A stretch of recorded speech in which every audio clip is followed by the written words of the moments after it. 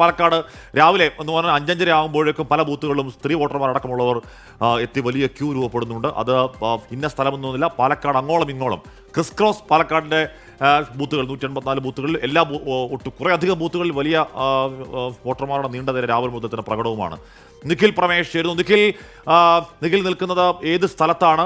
അവിടെയും വോട്ടർമാരുടെ long Q കാണാമോ? അങ്ങനെയെങ്കിൽ ഈ പ്രചരണം എഫക്റ്റീവായി എന്ന് തന്നെ കരുതണ്ടേ നിഖിൽ?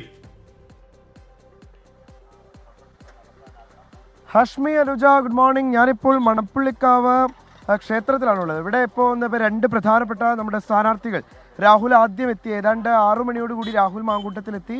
അതിന് തൊട്ടു പിന്നാലെ അപ്പോൾ സരിനും ഭാര്യ സൗമ്യ സരിനും എത്തി. അവരിപ്പോൾ അവിടെ നിന്ന് മടങ്ങിയിരിക്കുകയാണ്. ഞാനിപ്പോൾ ഉള്ളത് 93-ാം ബൂത്തിന്, അത് മണപ്പുള്ളിക്കാവ് LP സ്കൂളിനോട് ചേർന്നിട്ടാണ് ഈ ക്ഷേത്രവും. ഈ 93-ാം ബൂത്തിലാണ് ഷാഫി പറമ്പിൽ വോട്ട് ചെയ്യുന്നത്. അദ്ദേഹം കൃത്യം 7 മണിക്ക് ആദ്യ വോട്ടറായി വോട്ട് ചെയ്യുമെന്നാണ് പറയുന്നത്.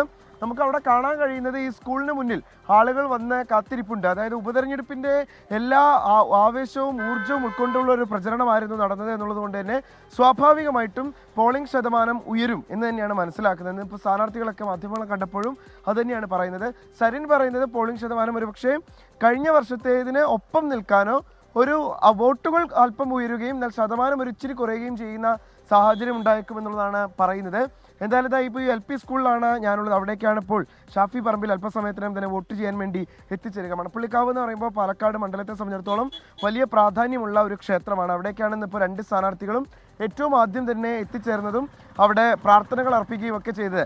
2 സ്ഥാനാർത്ഥികളും പറഞ്ഞത് പാലക്കാടിന് നന്മയ്ക്ക് വേണ്ടി പ്രാർത്ഥിക്കുമെന്നുള്ളതാണ്. പാലക്കാടിന് നല്ലതും പാലക്കാടിന് നന്മയും വരാൻ വേണ്ടി പ്രാർത്ഥിക്കുമെന്നുള്ളതാണ്. ഇതപ്പോൾ ഈ ഞാനിപ്പോൾ ഉള്ള ബൂത്തിൽ, മണപ്പുള്ളിക്കാവ് LP സ്കൂളിലെ ബൂത്തിൽ 93-ാം നമ്പർ ബൂത്തിൽ മറ്റ് നടപടികളൊക്കെ മോക്ക് പോളിംഗ് അടക്കമുള്ള മറ്റ് നടപടികളൊക്കെ പൂർത്തിയാക്കി ആളുകളത് അങ്ങനെ വോട്ട് ചെയ്യുന്നതിന് വേണ്ടി തയ്യാറായി നിൽക്കുന്നുണ്ട്. നമുക്കൊരു വരി തന്നെ കാണാൻ കഴിയുന്നുണ്ട്. അതിരാവിലെ തന്നെ ആളുകൾ ഇവിടേക്ക് എത്തിച്ചേർന്ന് ആദ്യ വോട്ട് തന്നെ പെട്ടെന്ന് തന്നെ വോട്ടുകൾ രേഖപ്പെടുത്തി മടങ്ങി പോകുക എന്നുള്ള ലക്ഷ്യം. മണപ്പുള്ളിക്കാവിലേക്കാണ് ഇപ്പോൾ സരിനും അതുപോലെ തന്നെ രാഹുൽ മാങ്കൂട്ടത്തിലും എത്തിച്ചേരാൻ പോകുന്നത് വോട്ട് ചെയ്യാൻ. നേരത്തെ അവർ ക്ഷേത്ര ദർശനം നടത്തി മടങ്ങുകയും ചെയ്തു. വലിയ പ്രതീക്ഷയിലാണ് 2 പേരുമുള്ളത്.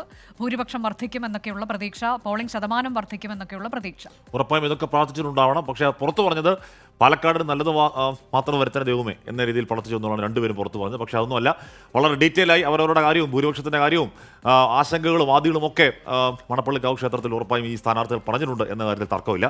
അതിനുശേഷം പോളിംഗ് ബൂത്ത് സന്ദർശനത്തിനായി പോവുകയാണ് 2 സ്ഥാനാർത്ഥികളും പറഞ്ഞത്. പരമാവധി എല്ലാ ബൂത്തുകളിലേക്ക് പോകാൻ ശ്രമിക്കുമെന്നുള്ളതാണ്. അതിനിടയിൽ LDF സ്ഥാനാർത്ഥി പറഞ്ഞത് അവിടെ പോളിംഗ് ശതമാനം കുറയാനാണ് സാധ്യത എന്ന മട്ടിലൊരു പ്രതികരണം LDF സ്ഥാനാർത്ഥി നടത്തി. പക്ഷേ രാവിലെ കാണുന്ന ഈ പോളിംഗ് ബൂത്തിലെ നിര